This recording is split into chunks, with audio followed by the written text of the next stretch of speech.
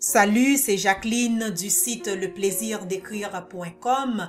Nous poursuivons notre défi de 30 jours de foi et de gratitude pour t'accompagner dans ta croissance spirituelle. C'est le 21e jour, donc 21e méditation dont le titre est « Seigneur, merci pour la nature ».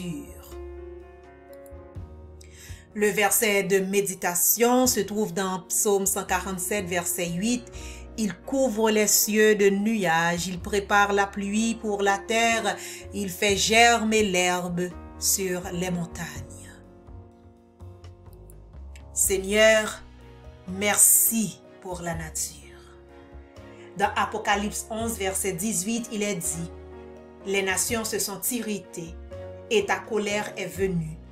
Et le temps est venu de juger les morts, de récompenser tes serviteurs les prophètes, les saints et ceux qui craignent ton nom, les petits et les grands, et de détruire ceux qui détruisent la terre. » Dans ce verset, il est clair que Dieu se réserve le droit, à la fin des temps, de punir ceux qui par leurs actes ont contribué à détruire notre planète.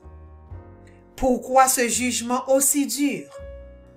Parce que Dieu lui-même a pris le temps de créer cet environnement pour le bien-être de ses enfants.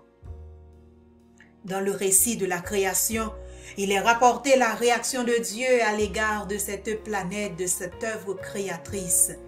Dieu vit que cela était bon et répété à plusieurs reprises. En effet, Dieu a créé un écosystème incroyable qui travaille constamment autour de nous et pour nous. Des insectes qui pollinisent les plantes, aux oiseaux qui chantent dans le ciel, tout existe dans une belle harmonie. C'est pourquoi, quand il s'agit de remercier Dieu, la nature est l'une des choses pour lesquelles tu peux exprimer ta gratitude envers lui. Voici 3 façons de le faire. Premièrement, prends l'habitude de te promener dans ton quartier. Ce n'est pas une simple promenade. En fait, nous pourrons l'appeler notre promenade de gratitude parce qu'en la faisant, tu dois absolument noter les plantes, les insectes et les animaux que tu vois et remercie Dieu pour chaque élément naturel pendant que tu marches. Loue-le pour cette œuvre créatrice extraordinaire. Deuxièmement, sois un agent de beauté. Choisis d'embellir là où tu vis.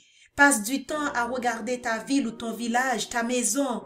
Y a-t-il des choses que tu pourrais faire pour les améliorer, pour refléter la grandeur de Dieu? Peut-être que ta ville est envahie par les déchets ou que tes parcs locaux sont couverts de graffiti.